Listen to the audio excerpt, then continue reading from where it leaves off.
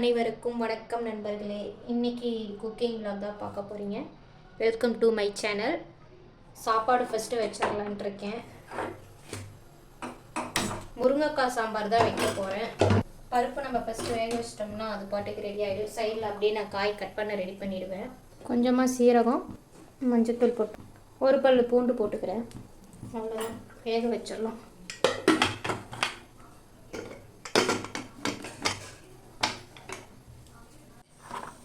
முருங்கைக்காய் இருக்குது, அதை வச்சு சாம்பார் வச்சுக்கலான்னு. தண்டு இருக்குது, ஸோ தண்டு பொரியல் பண்ணிக்கலான்னு நான் கட் பண்ணி ரெடி பண்ணுறேன்.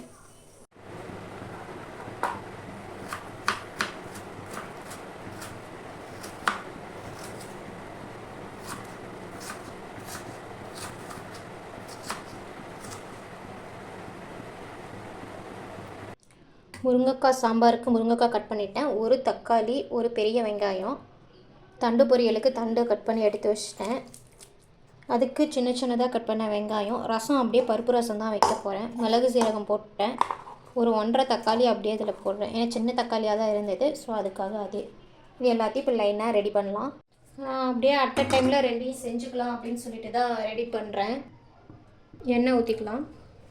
நான் ரெண்டுத்துக்கும் அப்படியே சைட் பை அப்படியே ஒரே வேலையை முடிச்சுக்க போகிறேன். கடுகு போட்டுக்கலாம், கொஞ்சமாக சீரகம்,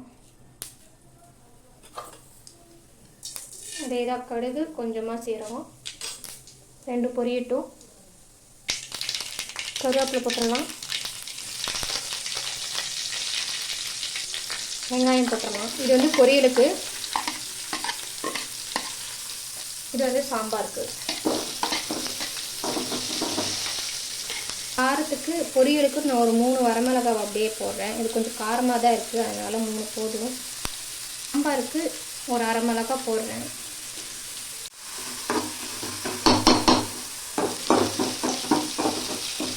உப்பு நான் ஒரு 1/2 ஸ்பூன் ஆட் பண்ணுறேன். பத்தலைன்னா பார்த்துட்டு ஆட் பண்ணிக்கலாம். சாம்பாருக்கு 1 ஸ்பூன் உப்பு ஆட் பண்ணுறேன். வெங்காயம் லைட்டாக வதங்கி வச்சு தக்காளி ஆட் பண்ணிக்கலாம். சாம்பாருக்கு காய் ஆட் பண்ணிக்கலாம், ஏன்னா காய் வேக லேட் ஆகும். அதனால் கொஞ்சமாக தண்ணி விட்டு காய் வேக வச்சிடலாம். பொரியலுக்கு ஆட் பண்ணிக்கலாம் காயை.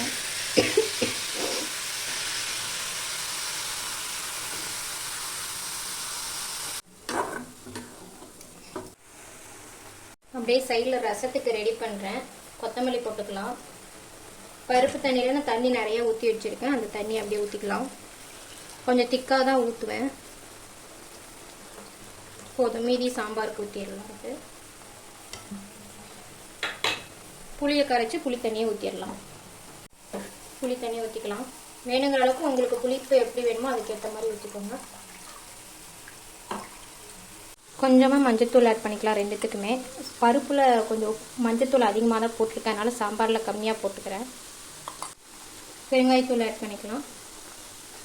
உங்களோட பெருங்காயத்தூள் எவ்வளோ வேணுமோ அது உங்களோட டேஸ்ட்டுக்கு ஏற்ற மாதிரி நிறையா கூட நீங்கள் ஆட் பண்ணுறதுனா பண்ணிக்கோங்க. நான் ஒரு ஸ்பூன், குட்டி ஸ்பூனுக்கு 1 ஸ்பூன் ஆட் பண்ணியிருக்கேன்.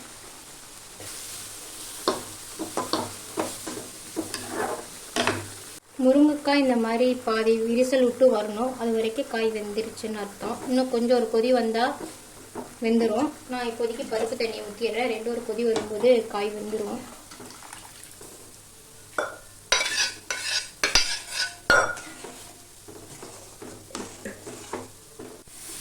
பொரியல் வந்து ரெடி ஆயிடுச்சு. நான் இதை அடுப்பை ஆஃப் பண்ணிக்கிறேன். ரசத்துக்கு தாளிப்பு போட்டுக்கலாம். நான் 1/2 ஸ்பூன் எண்ணெய் விட்டுருக்கேன். கடுகு போட்டுக்கலாம், கொஞ்சமாக சீரகம் போட்டுக்கலாம், கருவேப்பிலையும் 1 மிளகாவும் போடுறேன். அரைச்சி வச்ச தக்காளி, பூண்டு எல்லாத்தையும் ஊற்றிக்கலாம். லைட்டாக ஒரு கொதி வரட்டும். ரசத்துக்கு கொஞ்சமாக மஞ்சத்தூள் ஆட் பண்ணிக்கிறேன். பெருங்காயத்தூள் ஆட் பண்ணிக்கலாம். ரசத்துக்கு மட்டும் கொஞ்சம் நான் சேர்த்து போடுறேன். சாம்பாருக்கு நான் 1 ஸ்பூன் வந்து சாம்பார் தூள் ஆட் பண்ணிக்கிறேன். காரத்துக்கு ஏற்ற மாதிரி கூட இன்னும் வேணும்னா நீங்கள் ஆட் பண்ணிக்கலாம். இதை வீட்டில் அரைச்சதுங்கிறதுனால நான் 1 ஸ்பூன் மட்டும் போடுறேன். புளியும் பருப்பையும் கலந்து வச்சுருக்க தண்ணியை ஊற்றிடலாம். நல்லா ஒரு கொதி வந்தால் போதும், ரசம் ரெடி ஆகிடும். சாம்பாருக்கு புளி தண்ணி ஆட் பண்ணிக்கலாம்.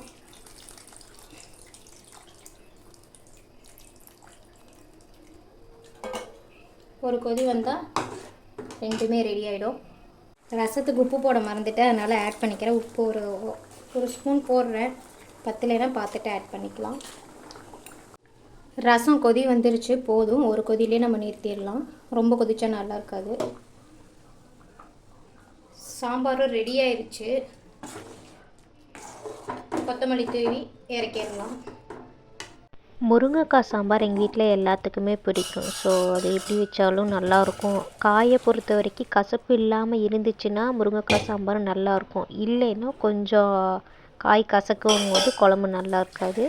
இன்றைக்கி காய் கசக்கலை, அதனால் சாம்பார் கொஞ்சம் டேஸ்ட்டு நல்லா தான் இருக்குது. சாம்பார் ரெடி, ரசம் ரெடி. மதிய லஞ்ச் என்னன்னு வாங்க பார்க்கலாம். சுட சுட சாதம்,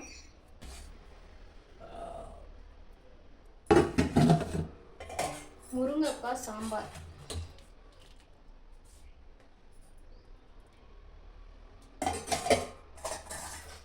தண்டு பொரியல், பருப்பு ரசம்.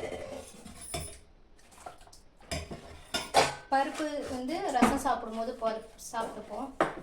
வாங்க சாப்பிடலாம். இந்த மாதிரி சிம்பிள் vlogs பார்க்க என் சேனலை ஃபாலோ பண்ணுங்கள், லைக் பண்ணுங்கள், கமெண்ட் பண்ணுங்கள். தேங்க்யூ.